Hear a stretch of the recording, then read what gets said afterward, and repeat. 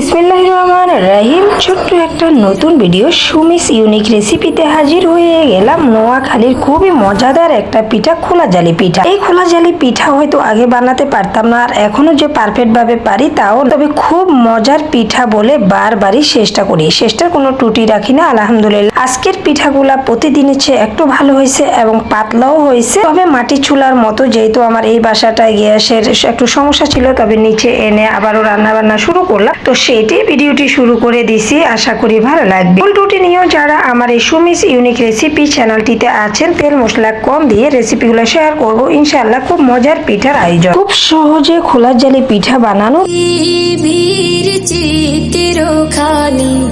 তুমি নিপুণ তোমার হাতে কিছু।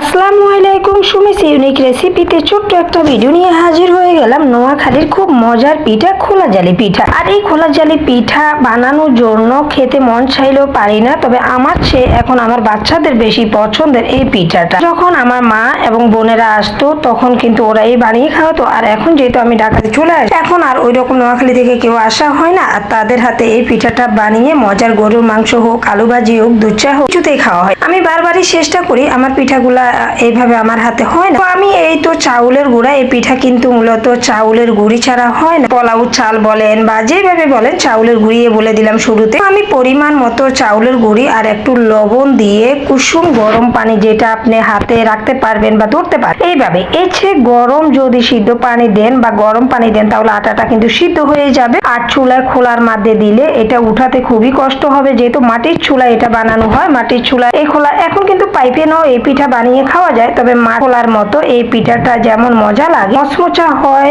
পাইপেনে কিন্তু একটু নরম সফট হয়, তেলতেলা হয়। তো এই তো কথা বলতে বলতে আমি কিন্তু পরিমাণ মতো হালকা গরম পানি দিয়ে দিয়ে আস্তে আস্তে, একসাথে পানিটা দেওয়া যাবে না, তো পাতলা হয়ে যাবে, আর পাতলা হলে তো আটা দিতে দিতে সবই শেষ হয়ে যাবে। দ্বিতীয়ত এত পিঠা এত আটা দিয়ে কি করব যদি পিঠাটাই না হয়, তো একটু একটু পানি দিয়ে আমি এই যে ব্যাটারটা করে নিই। আর এইভাবে এখন কিন্তু ডিম দেওয়া যাবে না, আরো একটু পানি লাগবে, যেহেতু আটাটা একটু গাঢ় গাঢ় লাগতেছে। তবে আগে আমি মিক্স করে নিচ্ছি। অলরেডি আমি কিন্তু পানির যে পাতিলটা, সেই পাতিলটা আবারও চুলায় বসিয়ে দিছি, কারণ এখনকার পানিটা আর একটু গরম দিতে হয়। হালকা পানি দিয়ে দিয়ে আটাটা যখন আপনি মিক্স করবেন, তখন পানি আর আটা, লবণ সবকিছু একসাথে হবে। তো আমি দেখা যাচ্ছে যে হালকা গরম পানি দিয়ে আমি প্রথম ব্যাটারটা করে নিছি। এরপরে আমি আরো একটু গরম পানি ভালো করে নিছি। তো আমার আটাটা হয়ে গেছে, এখন একটু গরম পানি বেশি দিলে একটা রুটিটা, পিঠাটা সুন্দর উঠবে এই জন্য। তো আমি কিন্তু শুরু থেকে একদম কি বানাচ্ছি, কিভাবে দিচ্ছি, এই তো দুইটা ডিম রেডি করে রাখছি। এটা যেহেতু খোলা জালি পিঠা, ডিম ছাড়া হয়। আমি কিন্তু এই পিঠাটা বানানোর জন্য একদম পারফেক্ট ভাবে চেষ্টা করলেও আমার হাতে হয় না।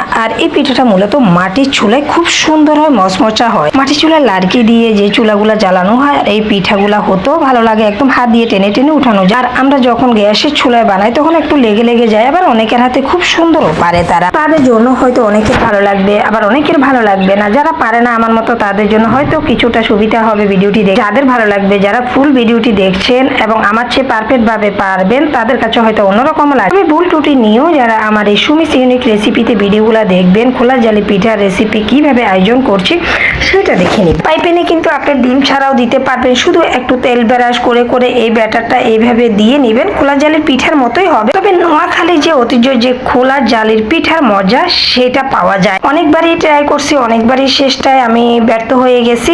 আমার নোয়াখালীর মতো মা, চাচি, খালাদের হাতে খোলা জালি পিঠার মতো যখনই আমার ছেলে মেয়েকে নিয়ে বেড়াতে যাই, আর আমাদের জন্য নাস্তা থাকে প্রতিদিনের মতো খোলা জালি পিঠা। ওরা এত বেশি ভালো লাগার মাঝে এই জিনিসটা খায়, দুইটা খাক আর একটা খাক, তবে খুব আনন্দ করে এই পিঠাটা। তো আমি এই তো কথা বলতে বলতে আমার কিন্তু ব্যাটারটা একদমই রেডি হয়ে গেছে। এরপর আমি দুইটা ডিমই দিয়ে দিব। আর এই খোলা জালি পিঠা আমাদের নোয়াখালীতে যেমন বলে যে জামাই নাস্তা, নতুন জামাই যাক আর পুরাতন জামাই যাক, পছন্দ তো পছন্দ। এটা খায় খেজুরের যে রসটা বা রাব বলে অনেকে, সেটা এটা দিয়ে খুবই মজার হয়, নারিকেল দিয়ে। আর না হলে মুরগির মাংস হোক আর গরুর মাংস হোক, আর চা দিয়ে, দুধ চা দিয়ে এই পিঠাটা আমি তো 4-5টা পিঠা খেতে পারি, অনেক বেশি ভালো লাগে। এই পিঠার গল্প বলতে বলতে মন চাচ্ছে যে এখনই বানাই, তবে না, এখন বানানোর মতো আমার ঘরে চাউলের গুঁড়ি নাই। এই জন্য আমার ছেলেদের পছন্দ কি আমি একটা ব্যাট করি। প্রতিদিনের মতোই বলে যে আমাদের টিফিনে বা আমার যেহেতু তারা বোর্ডিং এ থাকে, 6টার সময় তাদেরকে নাস্তা পাঠাতে হয় মাদ্রাসায় বাসা থেকে। ভোর 6টা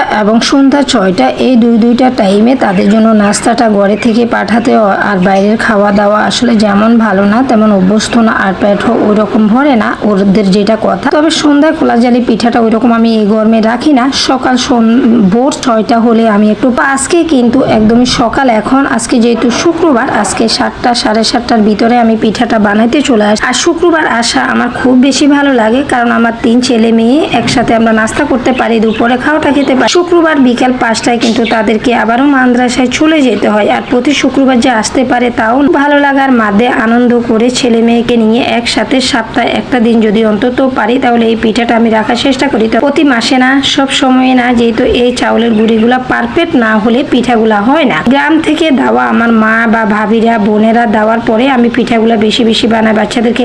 এখনকার সময়ে মনে হয় যে যখন আমি ভিডিওটি রেডি করছি, এই ভিডিওটি আমার আগের ছিল, এবারের মতো আমি 3-4 মাস আগে পিঠাটা আমার হাতে বানানো হয়নি, তবে এবারে পিঠাটা মাশাআল্লাহ খুব সুন্দর। তো আমি যখনই বলি তখনই কিন্তু এটা আসলে বানানো আমার পক্ষে সম্ভব হয় না, যেহেতু আমি নোয়াখালীতে অনেক দিন পর্যন্ত যাই, আর আমার চাউলের গুঁড়িটাও আনা হচ্ছে না। দ্বিতীয়ত আমি এখন ঢাকায় করে ফেলি, আর প্যাকেটও কিনা যায়, আমি প্যাকেট গুঁড়ি দিয়ে কখনো বানাই। কথা বলতে বলতে আমি কিন্তু মাটির খোলাটা এই যে চুলায় দিয়ে দিছি, আর মিডিয়াম আছে এটাকে প্রথম গরম করে নিছি পুরো।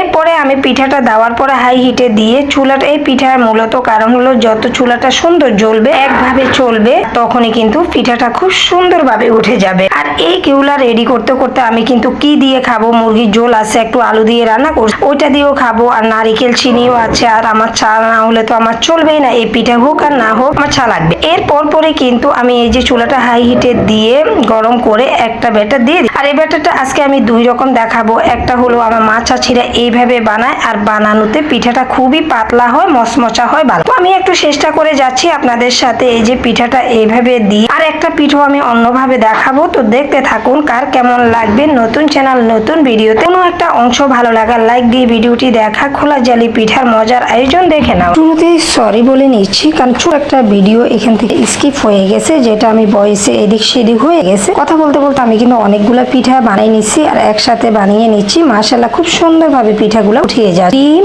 আর গরম পানি আর চাউলের গুঁড়ি যদি পারফেক্ট ভাবে হয় তাহলে মাশাআল্লাহ পিঠা যেমনে এমনি যার হাতে না সে হাতে বানাতে পারবে। আমার মতো বোকা শোকা হলে তো একটু গরম পানি, আমি এক সময় কি করি, গরম পানি বেশি দিয়ে ডিম 2-3টাও দেওয়া হয়, তবে গরম পানির পরিমাণটা আমি বুঝতে পারতাম। আজকে মাশাআল্লাহ সবকিছু ঠিক হওয়াতে পিঠাগুলা খুব সুন্দরভাবে উঠিয়ে যাচ্ছে। তবে গ্যাসের চুলা বলে কথা, মাটির চুলা হলে আরো বেশি পাতলা হতো, আরো বেশি সুন্দর হতো। খুব মজার পিঠা বলে এই গল্পটি করা, ছোট ভিডিওতে শেয়ার করা, ভুল ত্রুটি হচ্ছে তো হচ্ছে, ক্ষমা সুন্দর দৃষ্টিতে দেখ। পিঠা বানানো, গল্প, আড্ডা, খাওয়া দাওয়া সবকিছু মিলিয়ে আজকের দিনটা ছেলে মেয়েকে একসঙ্গে পেয়ে খাওয়া দাওয়া সব মিলিয়ে অনেক বেশি ভালো লাগার। আমার কাছে দূরের আপুদের জন্য পিঠাগুলা বানিয়ে এখন খেতেও বসে গেল। এখানে আমি শুরুতেই বললাম যে আমি পিঠা আপনাদের সাথে পিঠা বানানো কথার সাথে সাথে টেবিলে রেডি করে ফেলছি কি দিয়ে খাই। এখানে এই তো আমার পছন্দের চা বানিয়ে নিয়ে নিলাম, আর আমি তো চা একটু বরাবরের মতো বেশি বানাই সারাদিন যেন আমি খেতে। এই তো আমি আর আমার বড় ছেলে বলতে ওটাও একটু চা দিয়ে বিজাই খায় 8 বছর। পিঠা, তারপরে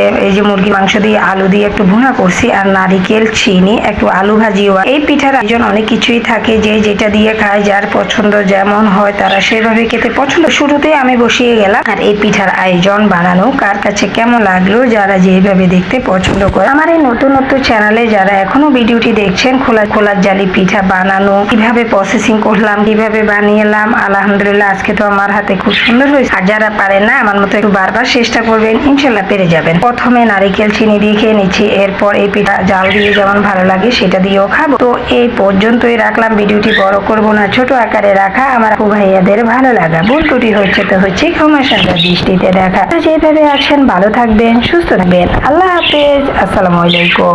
হাতে